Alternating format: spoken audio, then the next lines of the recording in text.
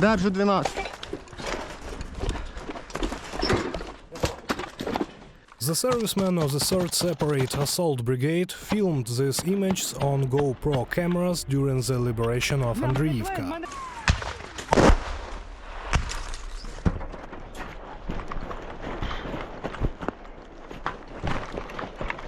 This is a small village 10 kilometers from Bakhmut and 3 from Klishchiivka. Before the full-scale Russian invasion, 77 people lived here. All of them were evacuated to Ukrainian-controlled territory before the Russian occupation. Andriivka has been under occupation by the Russian army since the end of November last year. September 15th, the Ukrainian Defense Forces installed the Ukrainian flag here. Третя штурмова! The 3rd assault completely liberated the village of Andriivka. Glory to the nation, death to the enemies. 15 числа ми повідомили. On the 15th, we announced about liberation. In general, it should be noted that the settlement as such no longer exists. Unfortunately, it was destroyed long ago, back in the time of Wagner PMC, when they attracted us. There have been no civilians there for a long time either, but as head, as let's say a square, important for the military, for the right flank of Bakhmut, this is a very important place. The servicemen who took part in the deoccupation of the village say that as a result of heavy fighting, there was not a single surviving building left. Street fighting took place among the ruins. Оп, оп. О! Да, ти.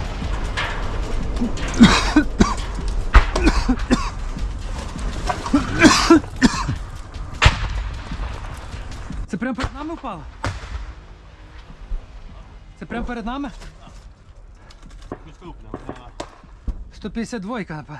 Такі великі операції. Such large operations, of course, mean losses, and it is necessary to note two such important points. The best come from us, and the Russians, for the most part, abandon people who do not understand what and why and what they are fighting for. This is the first thing.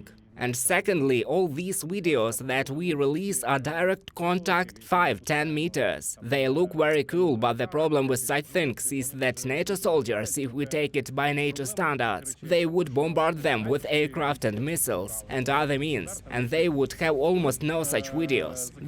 This indicates that unfortunately, due to the fact that we do not have such firepower at the moment, the entire burden of the war falls on the fighters, on the soldiers. During the liberation of Andriivka, the enemy used all types of weapons against the Ukrainian defenders. But despite this, the tactics of the defense forces turned out to be much more effective.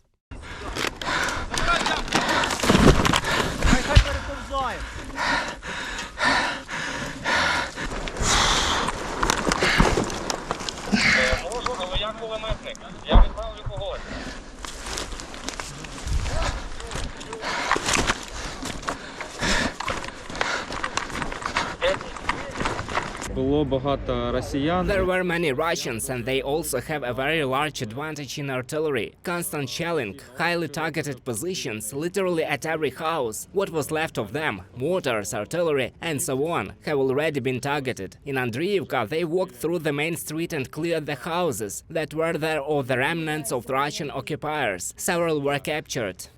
According to Ilya, it was the moment when the invaders were captured that became one of the most memorable for him these days.